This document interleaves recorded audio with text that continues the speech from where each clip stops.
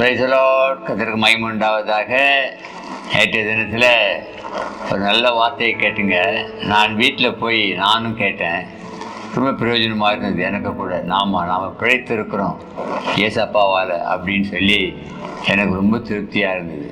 இன்றைக்கு ஒரு வசனத்தை வாசிக்கிறேன் பாருங்கள்.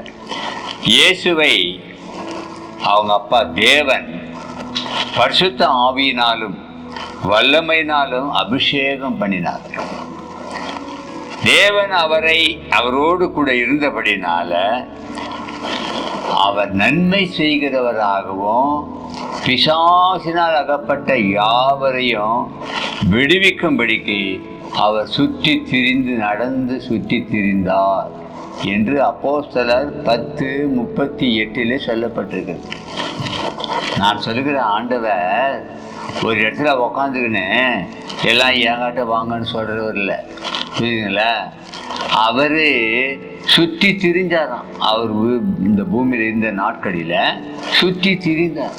வாங்க, யாருக்கு சுகம் வேண்டும், யார் வியாதி சரியாகணும், யாருக்கு நன்மை வேண்டும், இதெல்லாம் சொல்லி ஊராக சுற்றி திரிந்து நடந்த ஒரே தெய்வம் உலகத்தில் இயேசு மாத்திரம்தான். ஆகிய நான் தேவனுடைய பிள்ளைகளை கிறிஸ்தவர்களாகிய நாங்கள் எங்கேயும் நாங்கள் தேடி போகிறதில்ல, போகிறதுக்கு வேண்டிய அவசியம் இல்லை. ஏன்னா அவரே வந்துடுறார். அது ஒரு சர்ச்சின்னு ஒன்று கட்டுறோம் எல்லாரும் கூடுறதுக்கு. ஆகியனால சர்ச்சுக்கு போயிட்டு வந்தோம், இயேசுவேன்னு சொன்னால் அவர் வந்துடுறார்.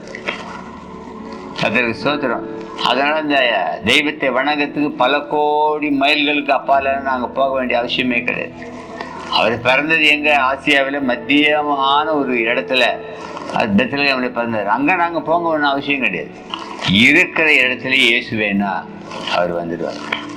நன்மை செய்கிறவராகவே சுற்றி திறந்த ஒருவர் இயேசு மாத்திரம்தான். ஏன் அப்படி சுற்றினாருன்னா, நம்மேல் வைத்த அன்பு. ஏன் அன்புன்னா, நாம் பிழைத்து இருக்கும்படி. புரிஞ்சுதுங்களா? ஆகினால்தான் இந்த ஆண்டவர் இயேசுவை ஜனங்கள் விடாமல் பற்றி பிடிக்கிறாங்க. எங்கு பார்த்தாலும் பரவி கொண்டு தடுக்க முடியாதபடிக்கு இன்றைக்கு போய்கொண்டிருக்கிறது. நீங்களும் கூட எப்படி இருக்கிறீங்க?